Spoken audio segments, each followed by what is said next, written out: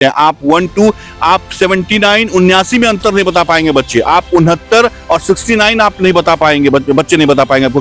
तो वहां हम जा रहे हैं बच्चों को जहां मैदा, सूजी और आटा में फर्क महसूस नहीं होगा। बच्चे जान भी नहीं पाएंगे कि मैदा क्या होता है। कि पाठक ने जिस तरह से जो सवाल खड़े किए हैं और जिसका जो सॉल्यूशन की तरफ बढ़े, उन्होंने प्रॉब्लम्स को समझा, प्रॉब्लम्स की जड़ कहाँ है उस पे उन्होंने काम करना शुरू किया था। लेकिन ये दुखद बात है अभी कि देखिए उनकी छुट्टी भी बढ़ गई है, बढ़ा दिया उन्होंने।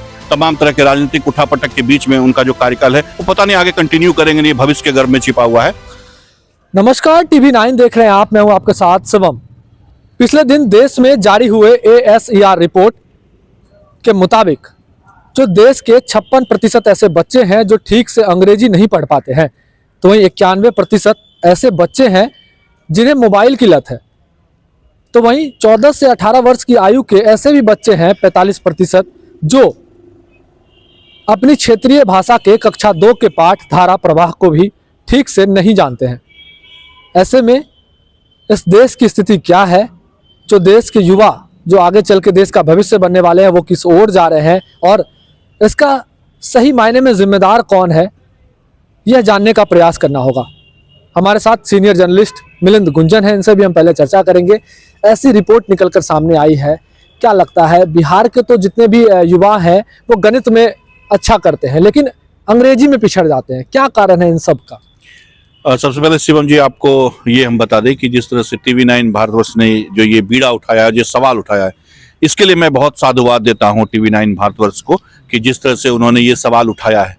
बहुत मौजूद सवाल है ये और टीवी 9 भारतवर्ष की मैं सराहना करता हूँ इस सवाल को उठाने के लिए।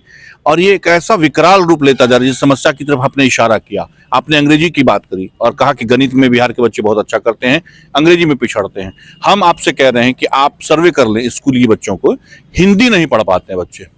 आप देखिए ये त्रासदी है हमारे बिहार के, खास करके हम बिहार की अगर परिप्रेक्ष्य में बात करें तो ये बहुत बड़ी त्रासदी होती चली जा रही है कि बच्चे हिंदी की भी जो रीडिंग है वो नहीं दे पा रहे हैं। पहले के जमाने में होता था कि जब आप भी पढ़ रहे होंगे तो पहले हम लोग जब किताब लेकर के बैठते थे तो वहां पे रीडिंग दिया करते थे, वहां पहले पढ़ाया जाता था। अब इसकी कोई परिकल्पना नहीं करवाई जा रही। पता नहीं स्कूल प्रबंधन इसके लिए जिम्मेदार है, खुद अभिभावक जिम्मेवार है, जो सिलेबस है वो जिम्मेवार है, किसको आखिर आप जिम्मेवार ठहराएंगे? एक बहुत बड़ी समस्या है। जो मोबाइल की लत की बात आपने की, मोबाइल की लत एक ऐसी गंभीर समस्या बनती जा रही है और इसमें सबसे बड़ा दोष हम ये देना चाहते हैं बच्चों के अभिभावकों का। बच्चों के अभिभावक अपने आप को फ्री करने के लिए बच्चों के हाथ में मोबाइल दे रहे हैं, ये एक सबसे बड़ी समस्या है। और इसका दुष्परिणाम ये होता चला जा रहा है कि उनके बच्चे जो हैं बहुत अच्छी, उनका दिमाग पूरी तरह से विकसित नहीं हो पा रहा। जिसको कि आप स्टडी भी करवा लीजिए पूरी तरह से, वो बच्चे खुल के नहीं आ पा रहे हैं। आप अभी भी देखिए जो बच्चे ग्रामीण परिवेश में रह रहे हैं, जिन्हें मोबाइल नहीं मिलता, वो ज्यादा तेज है बनिस्पत शहरों में रहने वाले बच्चों की अपेक्षा। जो इंग्लिश स्कूल में, बड़े बड़े इंग्लिश स्कूल में पढ़ते हैं, आप उन बच्चों को खड़ा कर दीजिए आप एकदम गांव के क्षेत्र के बच्चों के साथ जिनको मोबाइल नहीं मिला, आप देखिए कि उनकी प्रतिभा हर तरह से वो ज्यादा।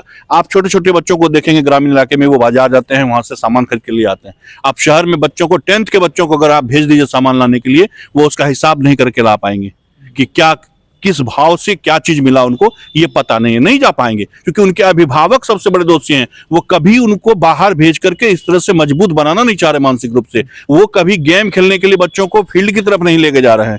घर में बच्चे खेल रहे हैं, मोबाइल के एडिक्टेड हो गए हैं, टीवी में वो गेम खेल रहे हैं और अभिभावक का उनमें पूरा समर्थन मिल रहा है।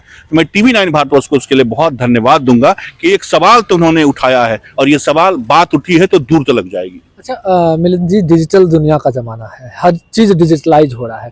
ऐसे में बच्चों को भी हम इंटरनेट और मोबाइल से दूर नहीं रख सकते, तो क्या कुछ विकल्प होगा कि इसके माध्यम से ही हम लोग कुछ अच्छा सीख पाए? देखिए जो डिजिटल की बात आप करते हैं, सब चीज का एक समय होता है कि कब कहाँ किस चीज को कब इस्तेमाल करना है। आप बच्चों को जब उनके पढ़ने का समय है उसमें आप उनके हाथ में मोबाइल दे दीजिए ऑनलाइन क्लास के नाम पे।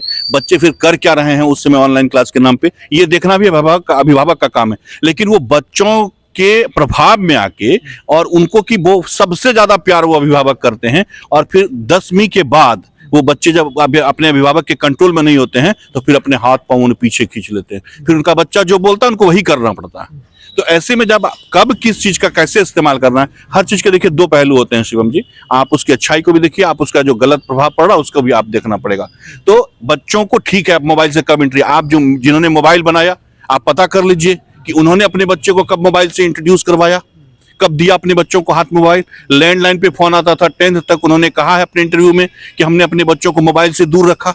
वो दे सकते थे मोबाइल, लेकिन यहाँ के अभिभावकों में जो देखने वाली बात है, और सब चीजें अब ऐसी हो गई। स्कूली जो व्यवस्था है अभी, जो वर्तमान में जो जिस स्तर की पढ़ाई हो रही है, उसमें परसेंटेज के पीछे गार्जियन भाग रहे हैं। बच्चों को नॉलेज हो रहा है कि नहीं हो रहा है, ये देख भी नहीं रहे गार्जियन। केवल जो सिलेबस आया, होमवर्क क्या मिला, क्या करना है, कितना परसेंट आया, ये इसमें उलझे हुए हैं गार्जियन भी। और ऐसे में हम कह सकते हैं कि बिहार सरकार ने भी एक बहुत अच्छी पहल की है, शिक्षा संवाद। के पाठक को लेकर जितने सवाल खड़े करना हो लोग कर सकते हैं, लेकिन बिहार के शिक्षा में एक नई क्रांति लाई है के पाठक ने, और इसका फायदा आपको दूरगामी देखने को मिलेगा। आने वाले 15-20 वर्षों में आप देखेंगे कि जो कुछ शुरुआत कराई है के पाठक ने, उसका फायदा यहाँ के बच्चों को मिलेगा, और वो बच्चे बहुत मजबूत होकर के निकलेंगे, और किसी भी स्कूल के बच्चों के मुकाबले बिहार के सरकारी स्कूल के बच्चे। सही बोल रहे हैं आप। लेकिन एक तरफ जहां हम लोग चांद पे पहुंच चुके हैं, लेकिन एक तरफ दूसरी तरफ सुनने को मिलता है हम लोगों को कि कक्षा 2 के जो पाठ्यक्रम है उनको भी ठीक तरीके से नहीं पढ़ पाते, जबकि क्षेत्रीय भाषा की बात हो रही है। कैसे कर पाएंगे शिवम जी? उसके लिए कौन, ना स्कूल को इस दिशा में कुछ चिंता है, और ना बच्चों के अभिभावक। पहाड़ा जानते ही नहीं बच्चों को कि पहाड़ा किसको कहते हैं। आप 1-2, आप 79, 79 में अंतर नहीं बता पाएंगे बच्चे। आप 69 और 69 आप नहीं बता पाएंगे, बच्चे नहीं बता पाएंगे आपको क्या अंतर है। 89 और एक ऐसा समय आने वाला है जिस दौर में आप कह रहे हैं डिजिटल के जमाने में, तो वहां हम जा रहे हैं बच्चों को जहां मैदा, सूजी और आटा में फर्क महसूस नहीं होगा। बच्चे जान भी नहीं पाएंगे कि मैदा क्या होता है, सूजी से क्या बनता है, आटा से क्या बनता है, और साबूदाना से क्या होता है। ये तमाम चीजें तो आप अपने बच्चों को घर में ये भी नहीं बता पा रहे हैं। और लड़कियां हैं तो आप उन्हें किचन में नहीं लेके जा रहे हैं। ऐसा लग रहा है कि वो शर्म महसूस कर रही हैं। घर की महिलाएं, अगर उनके घर में बेटी हैं, तो वो अपने उन बेटी को किचन तक ले जाने में छोटापन महसूस कर रही हैं। कि अगर हम उन्हें किचन में दिखाएंगे कि ये बताएंगे कि चाय ऐसे बनती है, दूध ऐसे उबलता है, ये मैदा है, ये चीनी है, तो उसमें वो समझते हैं कि हीन भावना से ग्रसित हो जाते हैं।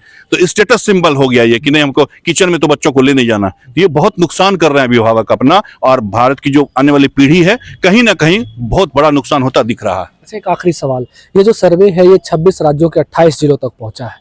कुछ जिलों को ही चिन्हित किया गया, कुछ इलाकों को चिन्हित किया। क्या लगता है इसे ब्रॉड तरीके से करना चाहिए, तब कुछ सही मायने में निकल? बिल्कुल, और इसलिए मैंने शुरुआत में ही कही कि TV9 भारतवर्ष को इसके लिए हम बधाई देते हैं कि उन्होंने एक बहुत ही मौजूद सवाल को उठाया है, और केवल अब 26 बहुत बड़े और बृहद पैमाने पर। और मीडिया कहते हैं, मीडिया को लेकर देखिए तमाम तरह के सवाल उठते हैं शिवम, बहुत सवाल उठा देते हैं लोग। अगर राजनीतिक बात में करें तो बहुत सवाल उठाते हैं, लेकिन ये सवाल जो मीडिया नहीं उठाया है, जो उठाना चाहिए था हमारे जो वहां पर पहुंचे हुए लोग हैं, उन्हें देखना चाहिए। जो शिक्षा की एजुकेशन पॉलिसी जो बनाते हैं, उन्हें इस बात पे ग्राउंड पे आके देखना चाहिए कि बच्चे क्यों नहीं पढ़ पा रहे हैं। जिस काम को के पाठक ने किया, के पाठक को लेकर आप तमाम सवाल खड़े कर सकते हैं, लेकिन के पाठक ने जिस तरह से जो सवाल खड़े किए हैं और जिसका जो सॉल्यूशन की तरफ बढ़े, उन्होंने प्रॉब्लम्स को समझा, प्रॉब्लम्स की जड़ कहां है, उस पे उन्होंने काम करना शुरू किया था। लेकिन ये दुखद बात है अभी कि देखिए उनकी छुट्टी भी बढ़ गई है, बढ़ा दिया उन्होंने।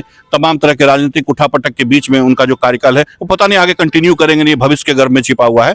तो कुल मिला के जो ग्राउंड रियलिटी है वहां से रूबरू होकर आपको उसके बाद जो रूट है ढूंढना पड़ेगा, ग्रास रूट से काम करना पड़ेगा, जिसकी शुरुआत के पाठक ने की है। और उसका फायदा मिलेगा अगर बिहार में जो भी उस विभाग को देखेंगे वो अगर उस दिशा में आगे बढ़ेंगे। चलिए, बहुत बहुत धन्यवाद। तो ASER जो है ये एक नेशनल लेवल का घरेलू सर्वे है, जो ये बताता है कि देश भर में बच्चे जो सीख रहे हैं किस तरह से उसे अपनी जिंदगी में अपना रहे हैं। ऐसे में अगर यह रिपोर्ट सामने आया है कि 91% बच्चों को मोबाइल की लत है, तो डिजिटल दुनिया में यह देशवासियों के लिए काफ़ी हानिकारक साबित हो सकता है। और साथ ही साथ ग्राउंड लेवल पर साक्षरता को बढ़ाने की भी आवश्यकता है। भागलपुर से TV9 के लिए मैं शिवम।